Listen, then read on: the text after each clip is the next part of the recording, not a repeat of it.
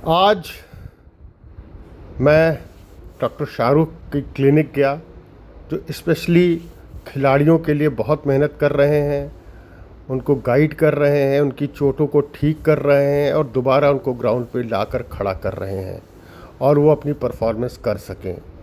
एक समय था जब खिलाड़ी चोटिल हो जाते थे तो उनकी चोट उनके कैरियर को ख़त्म कर देती थी, पर आज ये नए नए लड़के जो आगे आ रहे हैं फिजियो में, और ये सिर्फ स्पोर्ट्स से रिलेटेड फिजियोथेरेपी देते हैं, तो ये उन खिलाड़ियों की समस्याओं को भी समझते हैं, खुद भी खिलाड़ी रहे हैं चूँकि, और उनकी प्रॉब्लम को भी समझते हैं और बहुत अच्छा ट्रीटमेंट देते हैं। और डॉक्टर शाहरुख के बारे में बता दूं, ये बीसीसीआई से जुड़े हैं, यूपीसीए से जुड़े हैं और बड़े अच्छे अच्छे खिलाड़ियों के साथ इनका परिचय रहा है, उनका ट्रीटमेंट करते हैं। तो ये ऐसी शख्सियत, ऐसे शख्स जो लखनऊ में रह रहे हैं, तो मैंने कोशिश की उनसे जुड़ने की और उनको सामने लाने की। ये पीछे रह के खिलाड़ियों को किस तरीके से आगे बढ़ा रहे हैं, ये एक आज की कहानी है। तो आज का ये इंटरव्यू ख़ास होने वाला है उन खिलाड़ियों के लिए जो कभी चोटिल हो जाते हैं, बहुत डिस्टर्ब हो जाते हैं, लेकिन अब डिस्टर्ब होने की ज़रूरत नहीं है। खुद आप आगे बढ़िए और अच्छी तरीके से अपनी परफॉर्मेंस करिए। इस इंटरव्यू में ख़ास बात यही कही गई है और आप लोग ध्यान से सुनिएगा और डॉक्टर शाहरुख से उनकी बातों को बड़े ध्यान से समझिएगा। तो ये ख़ास इंटरव्यू आप लोगों के लिए, प्लीज़ देखिए। थैंक यू दोस्तों। एक नई सुबह, एक नई ताजगी के साथ आपका अपना पीयूष पांडे आपसे जुड़ता हुआ। मैं लगातार कुछ नया करने की कोशिश करता हूँ, कुछ नए लोगों को आपके सामने लाता हूँ, कुछ नई हस्तियों को लाता हूँ। उसी श्रृंखला, उसी कड़ी में आज हमारे साथ डॉक्टर शाहरुख फिजियो, जो उत्तर प्रदेश क्रिकेट एसोसिएशन से जुड़े हैं, लगातार हमारे यूपी के खिलाड़ियों की फिटनेस पे ध्यान देते हैं। मैं उनको सामने ला रहा हूं। मैं अपना परिचय दे दूं, मैं पूर्व रणजी ट्रॉफी खिलाड़ी, मैं इंडिया अंडर 19 से पाकिस्तान का दौरा किया और अंडर 19 यूपी टीम का कप्तान रहा हूं। तो मैं ऐसे शख्स डॉक्टर शाहरुख का आपके सामने इस्तकबाल करता हूं, उनसे जुड़ता हूं। और thank you so much sir. और शाहरुख भाई, चूँकि आपको सबको मालूम है फिजियो का क्या रोल होता है, कितने चोटिल खिलाड़ी हमारे हार्दिक पांड्या और उसी तरीके से बहुत से ऋषभ पंत जो इंजर्ड हो गए थे, जो बिल्कुल ग्राउंड के बाहर हो गए थे, बुमराह, कितनी भयानक चोटें उनको लगी थी, लेकिन वापस आए और आज बुमराह 145 की स्पीड से बॉल डाल रहे हैं। तो शाहरुख भाई, थोड़ा परिचय दीजिए अपने बारे में और क्या करते हैं, कैसे बच्चों को आप आगे लाते हैं, बताइए थोड़ा सा। मैं doctor Shahrukh Khan, sports physiotherapist. आज मैं बात करने वाला हूं कि इंजरी के बारे में, जैसे कि इंजरी कितनी तरह की होती हैं और इंजरी के होने के बाद में फ़ौरन क्या क्या आपको ट्रीटमेंट करना है और उस समय आपको फर्स्ट एड क्या देना है ग्राउंड पे, तो इस बारे में बताऊंगा। जैसे क्या होता है कि हम ग्राउंड पे प्रैक्टिस करते वक्त हमें इंजरी हो जाती है, चाहे वो शोल्डर में या नी में या एंकल हमारा ट्विस्ट हो जाता है या बैक में प्रॉब्लम आ जाती है। तो वहाँ पे फर्स्ट ऑफ ऑल हम लोगों को पहला नंबर होता है आइसिंग, जो हम लोग देते हैं, क्योंकि वहाँ पे इन्फ्लामेशन को कंट्रोल करना होता है, सोइलिंग को, कि सोइलिंग ना आए और इन्फ्लामेशन कंट्रोल हो जाए। तो आइसिंग ही होता है, जो आइसिंग हम लोग 20 मिनट देते हैं, 15 से 20 मिनट हम लोग आइसिंग वहाँ पे करते हैं। उसके बाद में फिर हम लोग चेक करते हैं उसका मूवमेंट को, कि किस किस मूवमेंट में पेन आ रहा है, कैसे पेन आ रहा है क्या, और उसके बाद में फिर हम लोग उसका जो भी मेडिकेशन की ज़रूरत होती है या टेपिंग की ज़रूरत होती है, तो उस समय हम लोग टेपिंग ग्राउंड पे करते हैं और जो भी मेडिकेशन देना होता है वो मेडिकेशन देते हैं। फिर उसके बाद फर्दर हम लोगों का खिलाड़ी को अगर ग्राउंड पे ज़्यादा चोट लगी है तो उसको हम लोग लेके चले आते हैं अपने रूम में, या वहाँ पे जहाँ पे ग्राउंड पे हम लोग होते हैं वहाँ पे हम लोगों का जो फिजियो टेबल लगा होता है वहाँ पे आ जाते हैं। फिर वहाँ पे एग्जामिन करते हैं पूरी तरह से, सारी चीज़ें सब कुछ देख के फिर वहाँ पे हम अपना ट्रीटमेंट प्रोटोकॉल बनाते हैं, उस हिसाब से वहाँ पे ट्रीटमेंट दिया जाता है।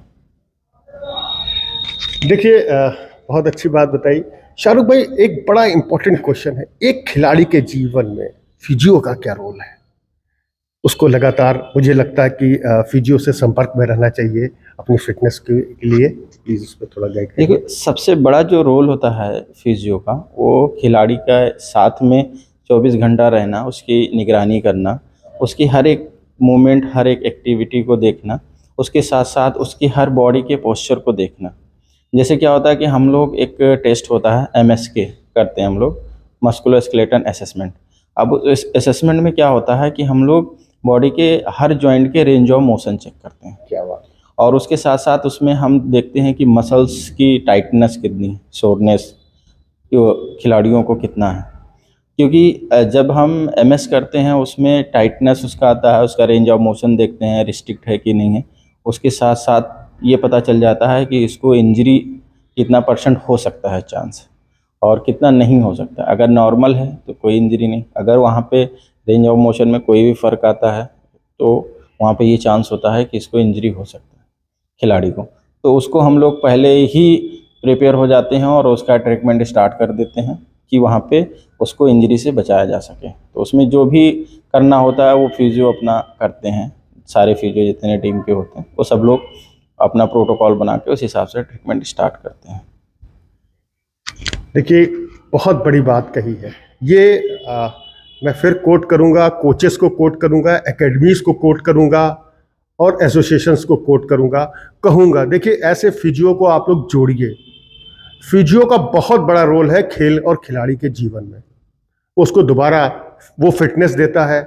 कई बार मसल्स फुल हो जाती हैं, कई बार आप किस छोटी सी इंजरी लेकिन आप खेल रहे होते हैं, तो वो सब चीज़ों में फिजियो का बहुत रोल होता है। शाहरुख भाई, एक बहुत इंपॉर्टेंट क्वेश्चन मेरे दिमाग में भी चल रहा था कि आप फिजियो की लाइन में कैसे आए, क्योंकि आपको कोई नहीं जानता। पहले अपने बारे में बताइए, इस लाइन में कैसे जुड़े और कहाँ पे आपकी क्लिनिक है।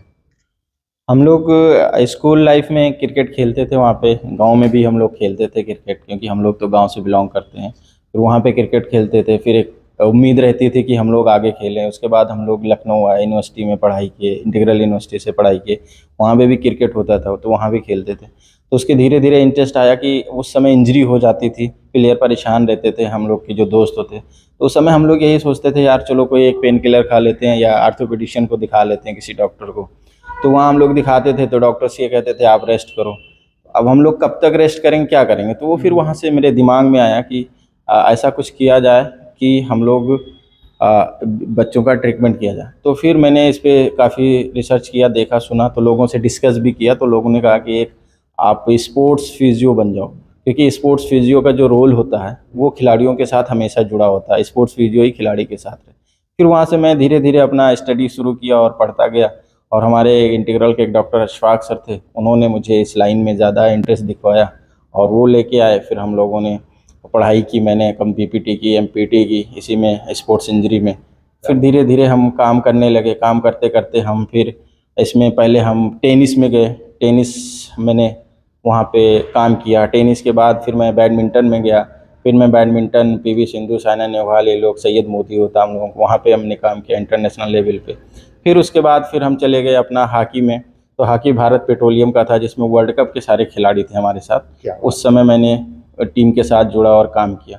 उसके बाद फिर हमें बीसीसीआई ने अपॉइंट करके मिज़ोरम में भेजा।